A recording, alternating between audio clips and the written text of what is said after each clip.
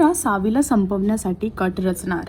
जुळली गाठ ग मालिकेमध्ये इराने सावीला संपवण्यासाठी डाव रचला आहे। इराने सावीच्या दुधामध्ये विष घोळलं आहे, कारण की तिचं असं म्हणणं आहे सावीने तिच्या आयुष्यात विष घोळलं आहे आणि त्याचमुळे तिने हा डाव रचला आहे।